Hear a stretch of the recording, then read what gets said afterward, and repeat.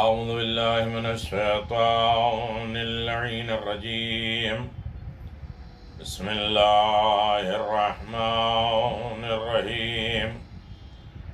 الحمد لله رب العالمين والصلاة والسلام على نبي الكريم وعلى آله الطيبين الطاهرين المعصومين المنتجبين ولعنة الله على أعدائهم من الآن إلى قيام يوم الدين. آمين يا رب العالمين. أما بعد، بسم الله الرحمن الرحیم. سامعین محترم گرامی قدر، ناظرین مکرم، السلام علیکم ورحمۃ اللہ وبرکاتہ. ایدان محترم 28 رجب گزر چکا ہے. محسن اسلام، محسن انسانیت، شہید اعظم مولا امام حسین علیہ السلام نے 28 رجب سن 60 ہجری مدینہ منورہ سے مکہ مکرمہ کی طرف روانہ ہوئے، اور پھر وہاں جب ملعون ابن ملعون نے آپ علیہ السلام کو خانہ خدا میں قتل کرنا منصوبہ بنایا، تو آپ نے اسلام کی خاطر، دین کی خاطر مکے سے کربلا کی طرف روانہ ہو گئے، مکہ بھی چھوڑ دیا.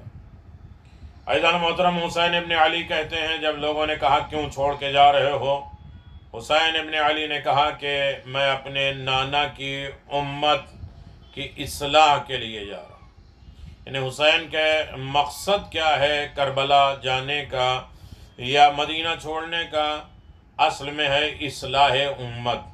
ہر اعتبار سے امت کی اصلاح ہونا چاہیے. فتنہ اور فساد کے لیے حسین ابن علی نہیں نکلے. تو مجلسوں کے نام پہ اصلاح ہونا چاہیے، امام حسین کے نام پر انجمنوں کے بارے میں شبیداریوں میں اصلاح ہونا چاہیے. فتنہ و فساد، تفرقے یا کسی کو دکھاوا یا نیچا کرنے کے لیے نہیں ہے.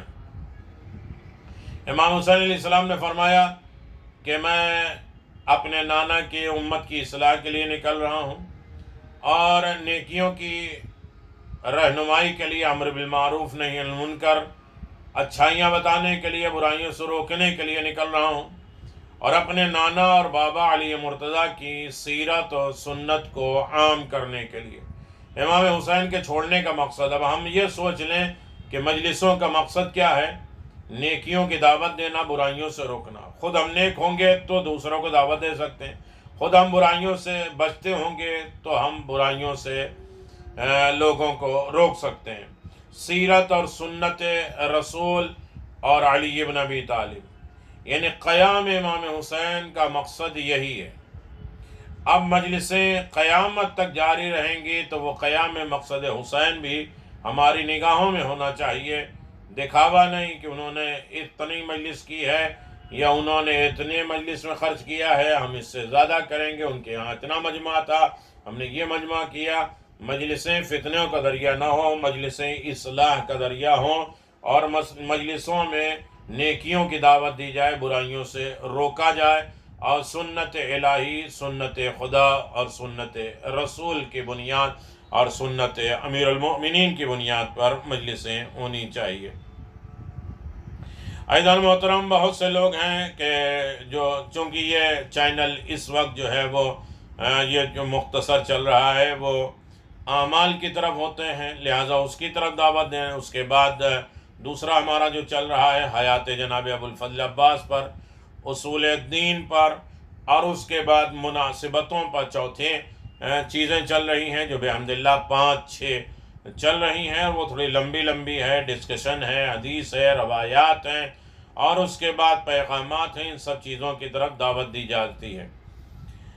جسمانی کمزوری کا علاج یہ ہے کہ اگر کوئی بچہ جسمانی طور پہ بہت زیادہ لاغر اور کمزور ہے اور بدن بڑھ نہیں رہا ہے، تو اسے چاہیے باوضو حالت میں ایک سفید کپڑے پر مشک و زعفران اور عرق گلاب तीनों को लिख कर, तीनों को इस तरह लिखे, तीनों चीज़ों से वज़ू करके कोई लिखे, और मुश्क और ज़ाफ़रान और के गुलाब से लिखे, ला इलाहा इल्लल्लाह मुहम्मद रसूलुल्लाह, या अल्लाह या रहमान या रहीम या ज़ुल जलाल वल इकराम बिरहमतिका या रहमर राहिमीन। कमज़ोरी को दूर करने के लिए बेहतरीन दुआ है, और बच्चे के गले में इसे तावीज़ बना के पहना दें। जवान बड़े बूढ़े हों तो वह बार बार पढ़ें। और आज का फरमान है कि पैगम्बर इस्लाम सल्लल्लाहु अलैहि वसल्लम ने फरमाया अमीरुल मोमिनीन से कि दुनिया की मोहब्बत अक्ल को बर्बाद कर देती है, दिल को हिकमत की बात सुनने से बहरा मंद बना देती है, और दर्दनाक अजाब का बाइस होती है। नेक काम दीन इस्लाम में माशरे के लिए, पब्लिक के लिए, कामों के लिए और लोगों के लिए काम करना, पुलें बनाना, रास्ता बनाना, दरख्त लगाना, मस्जिद बनाना, कुएं बनाना, और गरज की वो चीज़ें जो लोगों के काम आए, लोगों को ज़्यादा फ़ायदा पहुँचे। पैगम्बर इस्लाम सल्लल्लाहु अलैहि वसल्लम फरमाते हैं, जो शख्स है अपना दिन और रात गुजार दे और उसे मुसलमान के मामलात का ख्याल न हो और इज्तिमाई काम में उसका कोई हिस्सा न हो, तो वो मुसलमान नहीं है। पैगम्बर इस्लाम सल्लल्लाहु अलैहि वसल्लम फरमाते हैं, लोगों के बारे में सवाल किया गया जो अल्लाह ताला के नज़दीक महबूब तरीन है, तो आपने फरमाया वो शख्स जो मुसलमान के माशरे के लिए सबसे ज़्यादा मुफीद है, वही उसका काम मुफीद है। यानी दुनिया के सारे कामों के करने का मतलब ये है कि किसी के काम आओ। जनाब अबू अब्दुल्ला इमाम जाफ़र सादिक़ अलैहिस्सलाम ने फरमाया, हर शख्स का नाम आमाल उसकी मौत के बाद बंद हो जाता है, लेकिन 3 लोग ऐसे हैं जिनकी फ़ाइल किताब खुली रहती है। एक सदक़ा जारिया जो उसने कायम कर दिया, वो नेक आदत जो उसने अपने बतौर बारगाह छोड़ी है, और वो उसका ईमान और साले फर्जंद नेकुकार जो उसके लिए इस्तग़फ़ार करे, उसके लिए अच्छाइयाँ करें, नेकियां करें, और ज़्यादा ज़्यादा लोगों को अच्छाइयों की तरफ दावत दें। यकीनन दीन इस्लाम ने सदक़ा जारिया जो रखा है, जो शख्स भी एक मस्जिद तामीर कराए, मस्जिद में जन्नत के एक घर का नाम उसके नाम पर रखा जाता है, या मस्जिद में कोई चिराग जला दे, रोशनी कर दे, दीन के काम आ जाए, ये सदक़ा जारिया हर मुसलमान पर लाजिम है कि हर रोज़ सदक़ा दे और एहसान करे दीन इस्लाम पर। किसी ने अर्ज़ किया, या रसूल अल्लाह, इंसान अपनी कुदरत का मालिक कैसे हो सकता है कि हर रोज़ ये अंजाम दे? तो आपने फरमाया, अगर तुम मुसलमान के रास्ते से रुकावटों को दूर कर दो तो वो सदक़ा सबसे ज़्यादा हिसाब होगा। एक रास्ते में पत्थर है या मुसलमान की कोई रुकावटें, परेशानियाँ, दुश्वारियाँ, उसे तुम दूर कर दो तो ये एक सदक़ा है। ऐदान मोहतरम, यकीनन इतवार का दिन है, संडे का दिन है, और रसूल खुदा सल्लल्लाहु अलैहि वसल्लम फरमाते हैं कि संडे की रात आए, इतवार की रात आने वाले यानी शब इतवार को 2 रकत नमाज, हर रकत में सूरह फातिहा, अल्हम्दुलिल्लाह, आयतुल कुर्सी और सूरह सब्बे इस्मा रब्बिकल आलज़ी और कुल हुवल्लाहु अहद एक एक मरतबा, अलहम्द, आयतुल कुर्सी, सूरह आला, सूरह कुल हुवल्लाह एक एक मरतबा पढ़े। परवरदिगार रोज़ महशर उसके चेहरे पर ऐसा नूर नाजिल करेगा जो माह कामिल दरख्शां होगा। 14 तारीख का चाँद होगा, मुकम्मल चाँद हो, इसी रोशनी होगी। दुनिया में उसकी तरह अक्ल फहम हो जाएगा, और उसके नमाज जो है उसके मौत तक उसके काम आने वाली है। फिर उसके बाद संडे का दिन आए, यकीनन मुसलसल 1 साल से हर दिन की नमाजें 3, 4, 5, 6, तो ये हमारी छठी ऐसी नमाज है जो हर दिन पढ़ी जाती है। मैं 5 नमाजें बता चुका हूँ, अलग अलग दिन, अलग अलग हफ्ते के एतबार से मैं बयान कर चुका हूँ। ये इतवार के दिन आए, संडे के दिन आए, सुबह के वक्त नाश्ते के बाद इस नमाज को अदा किया जाता है। 2 रकात नमाज पढ़ी जाती है। पहली रकात में सूरह अलहम्द के बाद 1 मरतबा इन्ना अतैना कल कौसर, अलहम्द 1 मरतबा, इन्ना अतैना कल कौसर 3 मरतबा पढ़ें। दूसरी रकात में अलहम्द के बाद 1 मरतबा अलहम्द पढ़ने के बाद सूरह कुल अल्लाह 3 मरतबा पढ़ें। परवरदिगार उसे जहन्नम की आग से निजात दे देगा, निफाक से दूर कर देगा, اور مثل اس شخص کے ہوگا جس نے جمیع مساکین کو صدقہ دیا، تمام مسکینوں کو اس نے صدقہ دیا، 10 مرتبہ حج کیا اس نے۔ اور امام زین العابدین کہتے ہیں بسم اللہ الذی لا ارجو الا فضلہ ولا اخشى الا عدلہ ولا اعتمد الا قولہ۔ اختتام ماہ رجب ہے، برکت اور رحمت کا مہینہ جا رہا ہے، استغفار کا مہینہ، روزے کا مہینہ، نمازوں کا مہینہ، نیکیوں کا مہینہ، کار خیر کا مہینہ جا رہا ہے، لہذا اختتامی دن میں بہت سے اعمال ہیں جس کی طرف ہمیں متوجہ ہونا چاہیے۔ جو ہمارا پروگرام چل رہا ہے اس کے اعتبار سے 29 رجب، 29 رجب کی رات میں 12 رکعت نماز ہے، الحمدو کے بعد 10 مرتبہ سورہ اعلیٰ ہے، الحمدو کے بعد سبح اسما جو عید کے دن پہلے رکعت میں پڑھے جاتا ہے سورہ اعلیٰ کے بڑے فضائل ہیں، سبح اسم ربک الاعلی الذی خلق۔ تو میرے عزیزو 12 رکعت نماز ہے، 10 مرتبہ سورہ اعلیٰ الحمدو کے بعد، اور سورہ انا انزلنا 10 مرتبہ، یہ انسان پڑھ لے اور اس کے بعد 100 مرتبہ صلوات اور 100 مرتبہ استغفار کر لے۔ 12 رکعت دو کر کے پڑھیں گے۔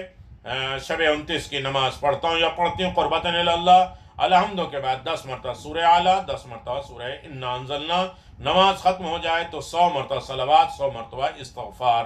پیغمبر اسلام صلی اللہ علیہ وسلم فرماتے ہیں جو شخص یہ نماز بجا لائے گا اس کو فرشتوں کی عبادت کا ثواب ملے گا، فرشتے جو اس طرح سے عبادت کرتے ہیں انہیں اس اجر و ثواب میں شریک کیا جائے گا۔ لہذا ہر اعتبار سے انسان یہ نمازیں جو بھی پڑھے، ماہ رجب کے اختتام ہے، سجدہ شکر ہر انسان کے لیے ضروری ہے کہ انسان اس عالم میں یہ نمازیں پڑھنے کے بعد پروردگار کا شکر ادا کرے، اس لیے کہ آپ جانتے ہیں امام علی رضا علیہ السلام فرماتے ہیں کہ واجب نماز کے بعد سجدہ شکر کرنا یہ مومن کی علامت ہے۔ یہ امیر المؤمنین نے سجدہ شکر کو رائج کیا، نماز پڑھنے کے بعد سجدہ شکر، جس طرح تسبیح فاطمہ زہرا ضروری ہے اسی طرح سجدہ شکر ضروری ہے۔ کیوں؟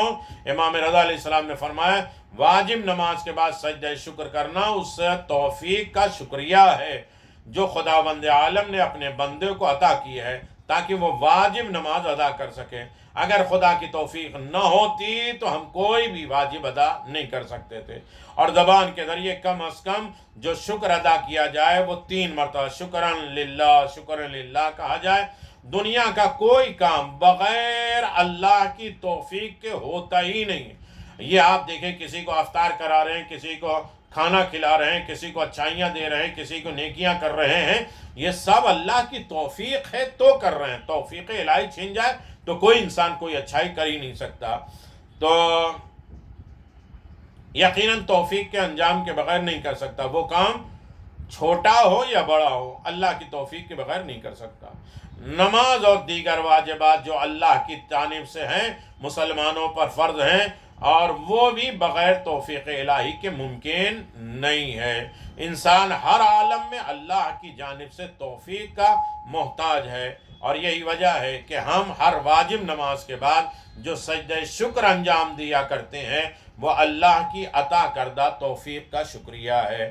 انسان اللہ کا جتنا زیادہ شکر ادا کرے اس کی توفیق خیروں میں اتنا ہی اضافہ ہوتا جاتا ہے۔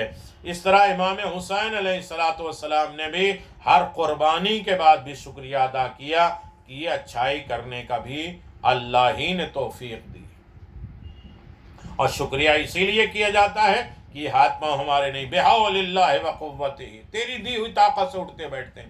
حسین ابن علی نے اکبر دیا، علی اصغر دیا، تمام شہداء دیا، اور یہ بتلانا چاہے کہ پروردگار یہ سب تیری امانت تھی، اور امانت کو ہم نے صحیح طریقے سے ادا کر دیا، یہی تیرا شکر ہے۔ امام حسین نکل رہے ہیں مدینے سے، ماں کی لحد پہ گریہ کیا، بھائی کی خبر۔ روایت میں ہے کہ 2 رات امام حسین نانا کی قبر پہ رہے، ماں کی لحد پہ، بھائی کے قبر پہ 2 رات، صبح کے وقت گھر آتے تھے۔ اللہ اکبر، حسین امت کی اصلاح کے لیے جا رہے ہیں، امر بالمعروف کے لیے جا رہے ہیں، خداوند عالم ہماری اصلاح فرمائے، حسین کے در سے وابستہ رہنے کی توفیق عطا فرمائے، اور امر بالمعروف کرنے، سننے اور اسے قبول کرنے کی توفیق عنایت فرمائے، سیرت رسول، سیرت علی بن ابی طالب پر عمل پیرا ہونے کی دولت عطا فرمائے، ہم حسینی بنے رہیں اس دنیا میں بھی آخرت میں۔ وآخر دعوانا ان الحمدللہ رب العالمین۔